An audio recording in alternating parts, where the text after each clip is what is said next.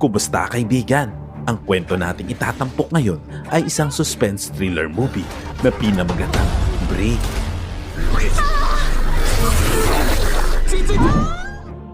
Nagsimula ang kwento sa bansang Germany kung saan makikilala natin sina Tim at Liv habang sila ay masayang namumuhay bilang mag-asawa. Dumating ang punto ng kanilang buhay na lapis ang kanilang kaligayahan nang mabuntis si Liv. Ngunit naging malungkot ang lahat nang malaglag ang kanilang anak. At mula noon, naging abala na si Tim sa pagtatrabaho bilang programmer sa isang kumpanya ng video game. At sa nakalipas na 2 taon, lumamig at lumayo ang kanilang relasyon bilang mag-asawa. Isang araw, lumabas sila ng kanilang apartment at napansin ang malalaking itim na tolda na ilang linggo nang nakakabit sa gusali dahil sa ginagawang pagkukumpuni ng kanilang landlord na si Friedman. Ilang sandali pa, nakasalubong nila ito at tiniyak sa kanila na matatapos na rin ang pagsasaayos sa loob lamang ng ilang araw.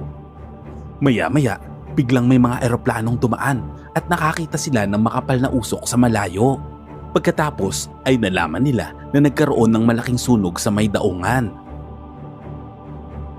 Samantala, ibinalita ni Liv kay Tim na nakuha na nila ang kanilang van mula sa repair shop. Ngunit nang makita niya ito, nagbalik kay Tim ang lahat ng masasamang alaala dito. Sinabi rin ni Liv na nag-resign na siya sa trabaho at nais niyang bumiyahe papuntang France upang magsimula ng bagong buhay at umaasa na maayos na nila ang kanilang relasyon. Ngunit tumanggi si Tim at sinabing nais niya munang tapusin ang kanyang proyekto bago nila muling pag-usapan ang ideyang iyon. Naputol naman ang kanilang pag-uusap nang may tumawag kay Tim mula sa trabaho dahilan para lalong mainis si Liv. Nang gabing iyon, hindi napigilan ni Liv na umiyak. Masamang-masama ang loob niya sa kanyang asawa. Sa itaas ng kanilang apartment, mapapansin naman ang isang kakaibang ulap. Kinaumagahan, nag-impake na si Liv at buo na ang kanyang desisyon. Sinabi niya kay Tim na hindi na niya kaya at aalis na siyang mag-isa. Ngunit nang buksan niya ang pinto, tumambad sa kanya ang isang misteryosong itim na pader na nakaharang. Matibay ito at kahit itulak ay walang nangyayari. Sinuri ni Tim ang doorbell camera, ngunit patay ang screen. Nagmamadali namang tumakbo ang mag-asawa upang silipin ang mga bintana. Ngunit natuklasan nila na nakaharang din dito ang parehong uri ng pader. Tinangka naman ni Liv na tawagan si Friedman, ngunit walang signal ang telepono at hindi rin gumagana ang wifi. Sa kanilang pagkadesperado, sumigaw na ng tulong si Tim at buong lakas na itinulak ang pader, ngunit walang nangyari. Hast du nuts?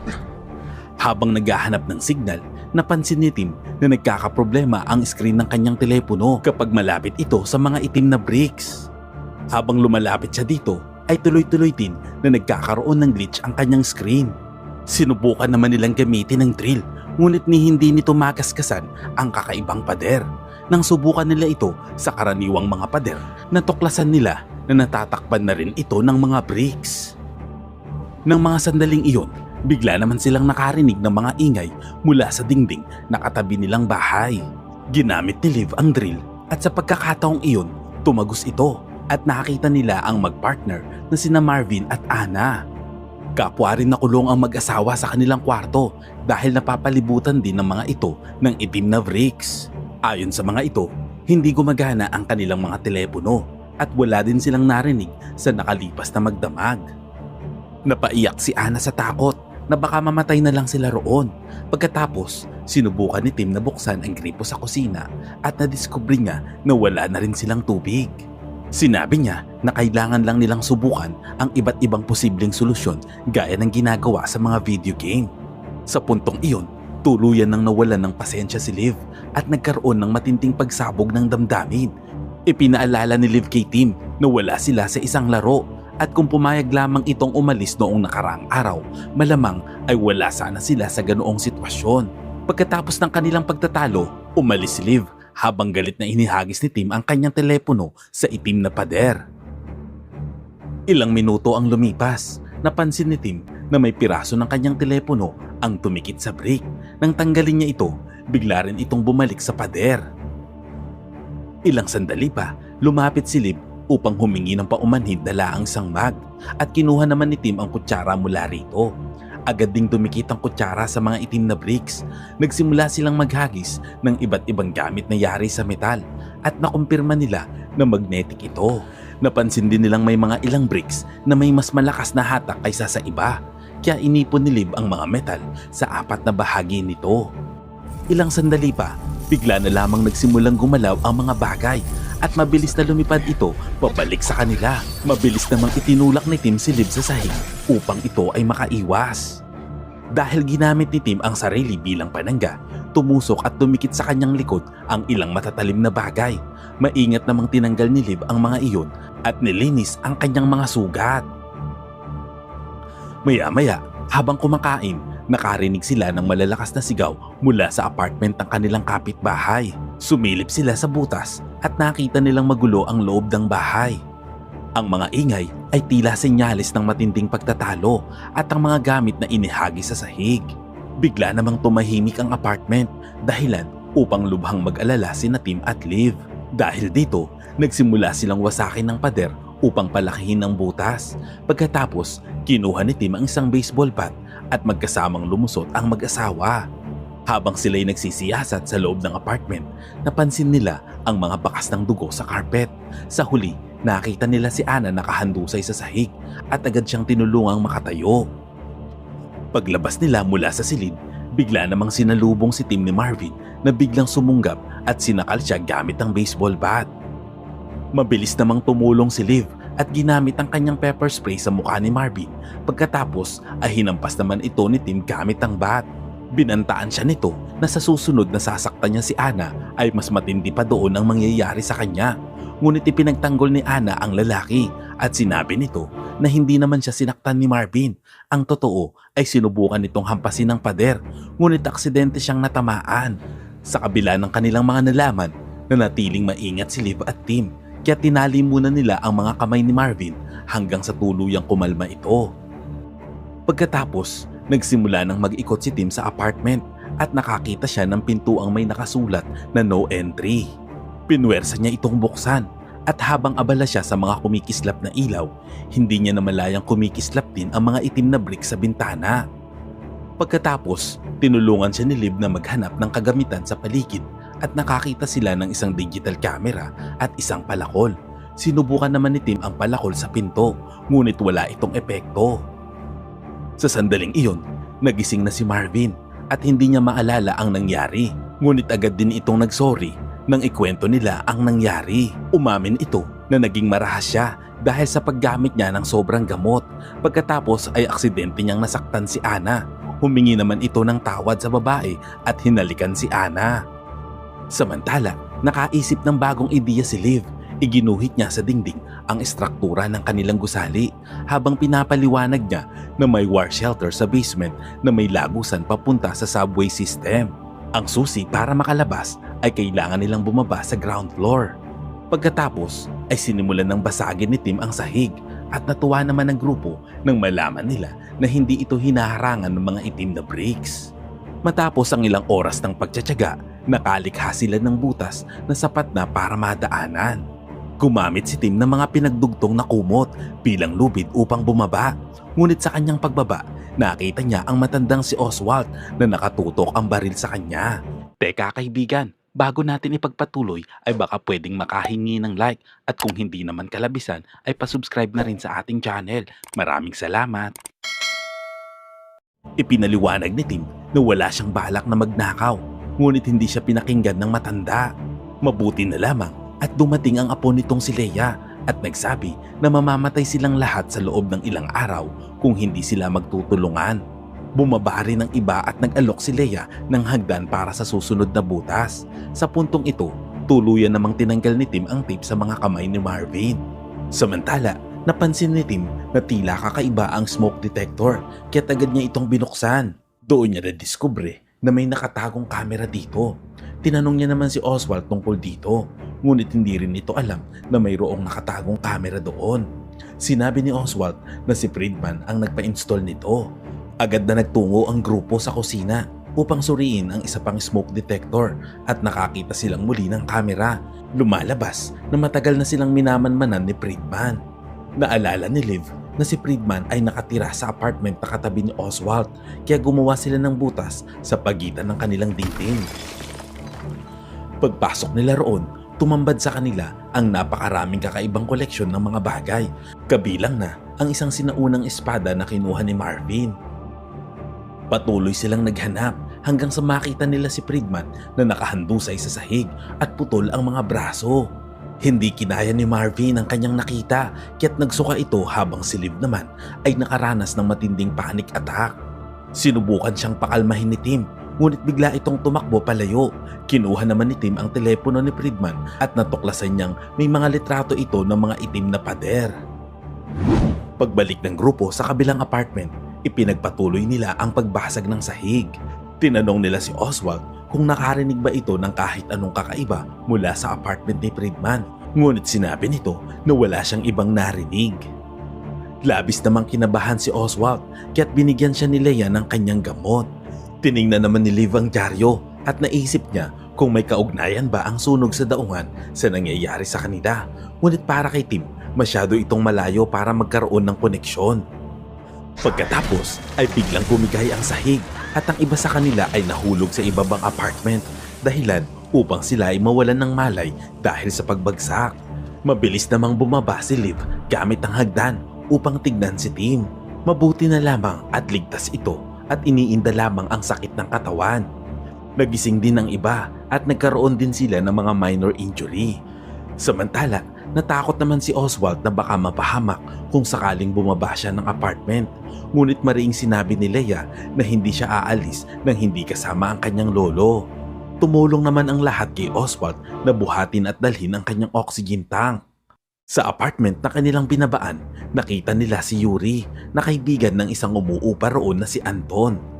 Dito ay nalaman nila na patay na si Anton dahil inatake ito sa puso ayon kay Yuri. Sinisi naman nito ang magnetic na katangian ng pader dahil umano'y nakaapekto ito kay Anton.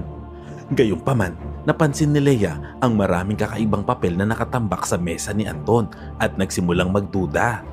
Ayon kay Yuri, ang mga bricks ay inilagay ng deep state upang protektahan sila sa mga banta sa panganib sa labas. Kaya't gusto nitong manatili ang grupo sa loob dahil mas ligtas sila dito.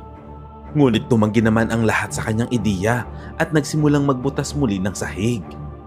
Samantala, tiningnan ni Leia ang mga papel sa mesa at sinabi ni Yuri na inatake sa puso si Anton dahil sa matinding stress ng kanyang mga obsesyon. Pagkaalis naman ni Leia sa silid, sinira agad ni Yuri ang isang papel. Sa ibang eksena, mabilis namang natapos ang butas at nakarating din ang grupo sa basement. Binuksan nila ang isang lumang pinto at tumaan sa isang pasilyo papunta sa isa pang silid kung saan nila nakita ang isang selyadong labasan. May signage ito na nagsasabing patungo ito sa mga shelters. Ng mga sandaling iyon, nakamasid lamang si Yuri mula sa butas. Pinukpok naman ni Liv ang selyadong pinto at nabuksan ito. Sa kasamaang palad, puro bricks din ang sumalubong sa kanilang labasan. Sa pagkakataong iyon, nawala na sa katinuan si Marvin at sinimulan niyang pukpukin ang pinto gamit ang maso. Pinigilan naman siya ni Tim at tinutukan siya ni Oswald ng baril hanggang sa kumalma ito. Ngunit nagkukunwari lamang pala si Marvin dahil bigla niyang inagaw ang baril at paulit-ulit na nagpaputok sa mga brick sa pader. Sa gulat ng lahat, lumutang lamang ang mga bala sa harap ng mga itim na bricks dahil napakalakas ng magnetic field. Naalala naman ni Tim ang nangyari sa kanya kaya sinabihan niya ang lahat na dumapa upang makaiwas dahil babalik ang mga ito. Sa kasamaang palad, dahil sa katandaan ni Oswald ay hindi ito nakakilos ng mabilis kaya tinamaan siya ng bala hanggang sa ito ay mamatay. Niyakap ni Leia ang katawan ng kanyang lolo habang umiiyak sa pagdadalamhati.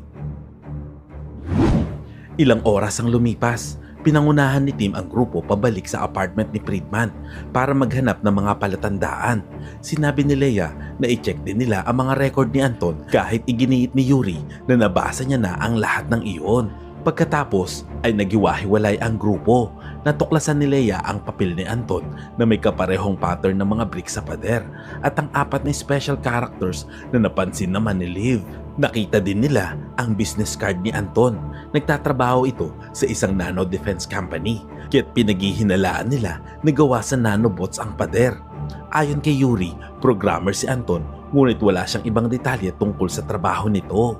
Sa isang pader, nakakita sila ng isang sirang laptop at telepono na sinabi ni Yuri ay ibinato raw ni Anton sa pader dahil sa sobrang inis. Samantala, sa apartment ni Friedman, napansin ni Tim na mas maliit ang silid kaysa sa aktwal na sukat ng unit. Kinalampag niya ang dingding at nakumpirma na walang laman ito.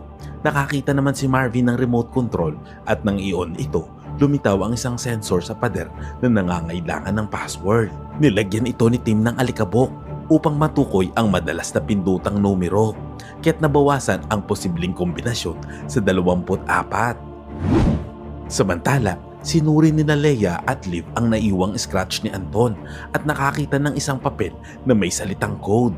Sarkastiko namang natawa si Yuri at binalaan silang baka makapasok ang nakamamatay na radiation kapag binuksan ng pader. Naputol ang usapan nang dumating si Anna upang sabihin na may natuklasan sila. Agad namang sumama dito si Liv at naiwan si Leia. Samantala, pagkatapos ng ilang attempt, nakuha din ni Tim ang tamang password at bumukas ang isang pintuan sa dingding. Sa loob, natagpuan nila ang mga computer na nakamonitor sa bawat apartment gamit ang mga kamerang nakatago sa smoke detectors. Nang mga sandaling iyon, dumarating naman sina Anna at Liv kasama si Yuri. Sinimulang i-check ni Tim ang mga camera footage at aksidenteng nakita sina Marvin at Anna na nagbebembangan. Napanood din nila ang footage na nasa ibang lugar ang bangkay ni Anton taliwas sa sinabi ni Yuri. Nang tanungin siya ni Liv, bigla itong nawala kaya hinanap ito ni Marvin. Pagkatapos ay napanood nila kung paano ang isang maitim na ulap ay biglang naging isang pader ng mga bricks. Samantala, sa silid, naisipang tanggalin ni Leia ang telang nakabalot sa leeg ni Anton at doon ay natuklasan niya ang malalim na pasa sa leeg at katawan ni Anton. Ilang sandali pa ay biglang sumulpot si Yuri sa kanyang likod. Sa control room, nakita nila si Anton bago mamatay. Nabuksan nito ang itim na pader at lumalabas ang araw sa hagdanan. Ilang sandali pa, napanood nila kung paano itong sinakal ni Yuri hanggang sa tuluyang mamatay. Samantala, pagdating ni Marvin sa silid, nadata niyang sinusunog ni Yuri ang mga papel at nakita niya naman si Leia na nakahandusay na sa sahig na tila patay na. Pagkatapos ay lumapit si Yuri sa kanya habang hawak nito ang papel. Ilang sandali pa, naabutan ni Tim na sinasakal ni Yuri si Marvin kaya't itinutok nito ang baril sa kanya. Nagawa naman ni Yuri na makipag-agawan ng baril sa kanya dahilan upang tamaan ng kisame at nawalan ng malay si Marvin matapos bumagsak. Nang maagaw ni Yuri ang baril, binugbog nito si Tim at sinakal. Ngunit sa pagkakataong iyon, nagising si Marvin at sinipa si Yuri. Agad na kinuha nito ang baril at itinutok sa kanya. Ngunit dumating si Liv at pinigilan siyang barilin ito. Muli namang umatake si Yuri. Ngunit sa mga oras na iyon, pinalo siya ng malakas ni Tim at nawalan ito ng malay.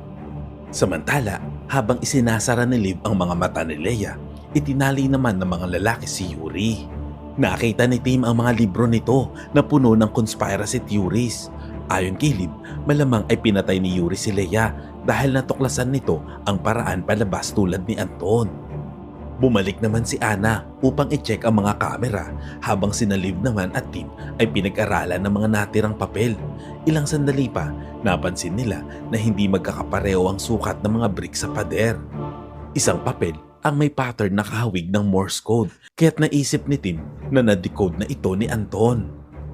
Ipinakita naman ni Liv ang business card at nakita ni Tim na nasa daungan ang address ng kumpanya, eksaktong lugar kung saan nagkaroon ng sunog. Nang gisingin nila si Yuri at tinanong kung ano ang nalalaman nito, tumanggi itong magsalita. Kaya't sinuntok ito ni Marvin at pinaputukan naman ni Tim malapit sa balikat dahilan upang mabingi si Yuri. Pinakita nila na seryoso ang kanilang banta. Nang kumalma ito, ipinaliwanag nito na ang pader ay defense system na aksidenteng na-activate dahil sa sunog. Hindi naniwala si Marvin kaya't muling binugbog si Yuri hanggang sa awatin siya ni Tim. Eksakto naman na inihayag ni Ana na mayroon siyang natagpuan. Nalaman nila na gumawa si Anton ng app sa kanyang telepono para i-scan ang mga bricks na bumubuo ng QR code. Kailangan na matamaan ng liwanag ang 4 na espesyal na marka para mabuksan ang pader. Ginamit ni Tim ang sirang telepono ni Anton para makuha ang data at muling gumawa ng app sa isang gumaganang telepono. Bumalik sila sa apartment at sinubukan ito sa isang pinto. Lumabas ang 4 na marka sa screen at nang pindutin ito ni Tim, nagbago ang mga bricks at tila ito ay naging likido. Hinawakan ito ni Ana at pumasok ang kanyang daliri at agad niya naman itong binawi. Ipinasok niya muli ang buong kamay. Sinabi nitong mainit at may gumagalaw sa loob. Paulit-ulit namang nagbabala si Yuri kaya't sinapak siya ni Marvin. Sa mga oras na yon, uhugutin na sana ni Ana ang kamay ngunit hindi niya ito magawa. Hinila siya ng mga nanobots at pati na ang kanyang binti ay kinain. Pilit siyang hinila ng kanyang mga kasamahan at nagsimulang tumigas muli ang pader. Sa huli, bumalik ang mga bricks at itinulak siyang palayo. Tumakbo si Marvin na umiiyak nang makita si Ana na wala na ang ibabang katawan na eksaktong nangyari naman kay Friedman. Tumawa naman si Yuri at sinabing hindi na sila makakaalis sa loob. Dahil dito, nagalit si Marvin at binaril ito ng maraming beses bago tuluyang nagpakamatay. Ilang minuto ang lumipas, humingi ng tawad si Tim kay Liv. Ipinaliwanag nito na noong araw ng pagkawala ng kanilang anak ay may isang parte sa kanya ang nawala at nasira at sa mga panahong iyon ay hindi niya alam kung paano ito ayusin.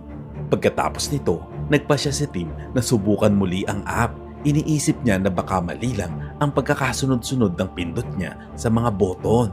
Napansin ni Liv na bawat boton ay kumikislap ng magkakaibang bilang kaya't pinanood nila ang video upang malaman ang tamang pagkakasunod-sunod na ginawa ni Anton.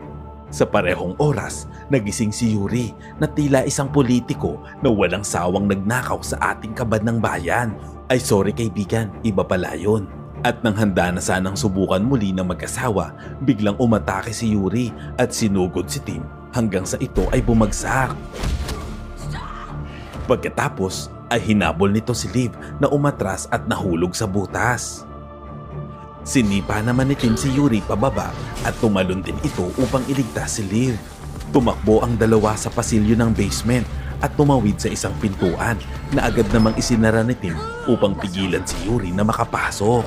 Samantala, sinubukang muling gamitin ni Liv ang app sa mga bricks na pader at sa wakas, naging matagumpay ang kanilang ginawa at tuluyang bumukas ang mga bricks. Ngunit sa mga sandaling iyon, nakapasok na si Yuri at sinimulang sakalin si Tim at patuloy pa rin ang naging labanan ng dalawang lalaki. Sinabi ni Tim kay Liv na umalis na nang wala siya dahil nagsisimula ng magsara ang pader ngunit tumanggi naman ito. Handa na sanang patayin ni Yuri si Tim ngunit napukpok naman siya ni Liv mula sa likod gamit ang isang maso. Sa wakas, nakatawid na ang magkasintahan sa huling pinto at nakalabas ng gusali. Sa labas, natuklasan nila na natakpan na ng mga itim na bricks ang buong bayan. Sa kanilang pagmamasid, nakita nila ang kanilang van na nasa maayos na kalagayan kaya't sumakay sila dito at umalis. Samantala sa radyo, kinumpirma sa balita na ang insidente ay dulot ng naging sunog sa pantalan. Ang moral lesson ng kwentong ito ay dapat na ikinukulong ang mga buhayang politiko sa loob ng brick na ito para hindi na sila makapaminsala pa. Salamat kaibigan at umabot ka sa punto ng video na ito. Anong masasabi mo sa ending ng kwento? Kung nagustuhan mo ito ay pwede ba akong makahingi ng like at pakitype naman sa comment section ang salitang Agnus Project. At kung bago ka naman sa ating munting channel ay pasubscribe naman po bilang suporta at para maipagpatuloy natin ang paghahatid ng magagandang movie recap. Panoorin mo na rin po ang buong movie pag may time ka. Sana'y nagustuhan mo kaibigan ang kwentong ating itinampok. Kung magkagayon ay baka naman pwedeng pakilike ang video ito at pasubscribe na rin sa aking channel. Kung hindi mo naman ito nagustuhan ay pwede mong pindutin ang dislike button ng 2 beses para makasigurado ka.